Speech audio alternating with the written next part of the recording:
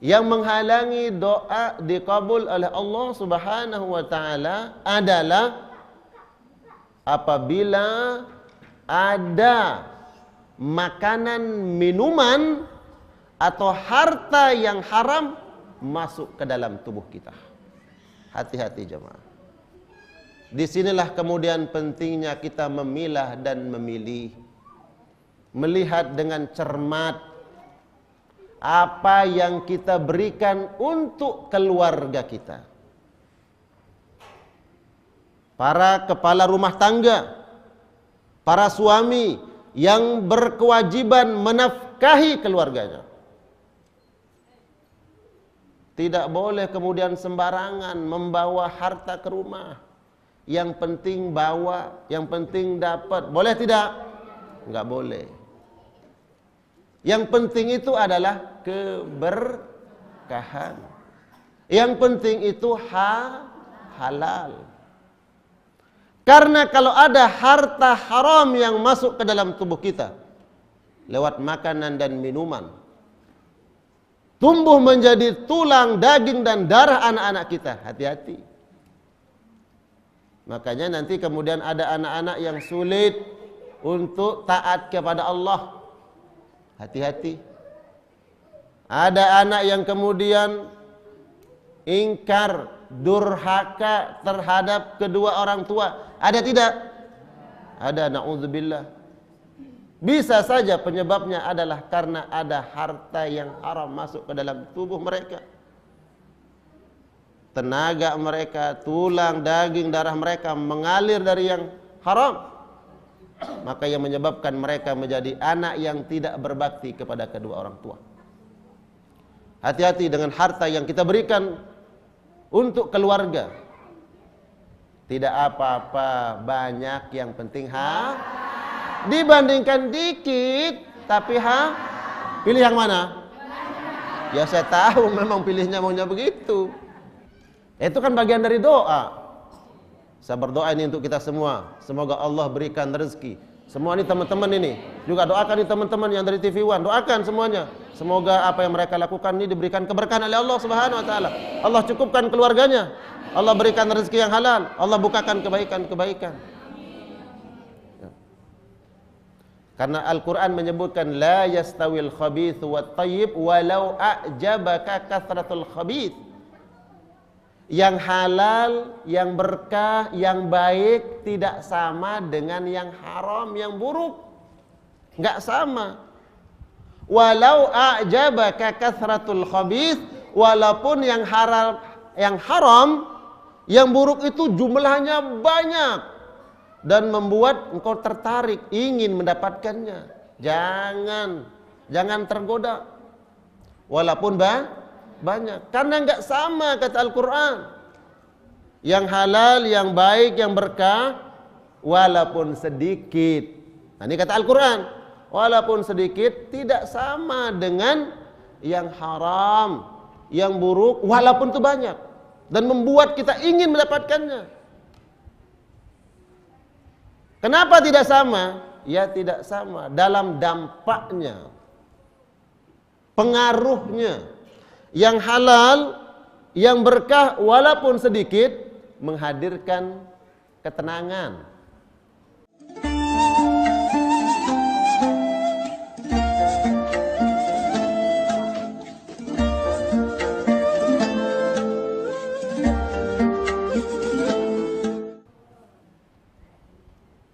Rumah tangga menjadi sakinah, mawaddah, warahmah.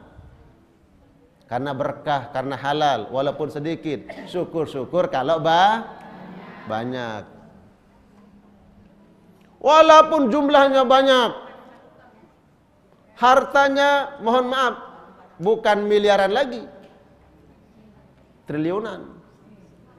Tapi kalau didapatkan dari yang haram, menzalimi orang, menipu orang, korupsi, culas, hati-hati. Walaupun banyak tidak akan membawa keberkahan. Maka hati-hati bagi orang beriman, Yang mereka cari, yang mereka harapkan adalah keberkahan. Jadi jamaah sekalian Allah muliakan, perkara yang menghalangi doa itu sampai kepada Allah diantaranya adalah apa? Harta. Harta yang haram. Ya. Maka berusaha siapapun kita, para suami, para ayah, para kepala rumah tangga, dari tempat ini kami mengirim pesan. Kami menyampaikan kepada saudara-saudara kami kaum muslimin, perhatikanlah apa yang kita berikan kepada keluarga. Berikan anak istri kita, keluarga kita, harta dari yang Allah halalkan. Yakin bahwa dari harta yang halal itu Allah akan berikan kebaikan-kebaikan yang lain. Allah akan berikan ketenangan. Jangan tergoda wahai saudaraku, wahai kaum muslimin dimanapun berada. Jangan tergoda dengan yang haram, walaupun jumlahnya besar. Orang datang kepada anda dengan membawa segepuk uang, bukan rupiah lagi, yang dia bawa dolar. Ya, yang dia bawa dolar, tapi untuk menyogok anda. Pilihannya apa? Dolar atau apa? Istiqamah. Ya, carilah yang halal, yang berkah. Karena itu akan menghadirkan keberkahan dalam rumah tangga.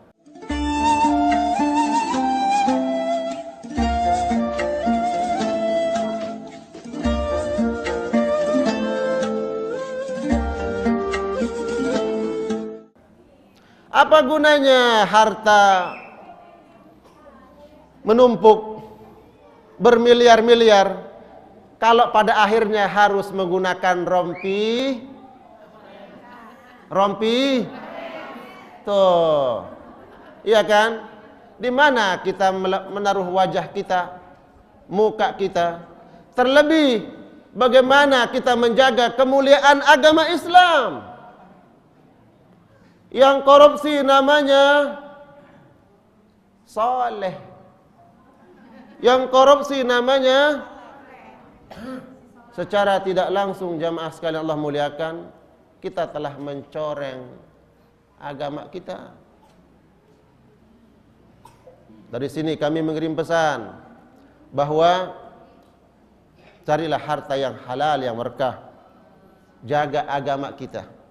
Jangan sampai di luaran sana ada orang yang mengatakan, tuh lihat, yang korupsi itu namanya Pak, saya khawatir nanti ada namanya Pak Soleh. Ya. Maka bertakwalah kepada Allah Subhanahu wa taala.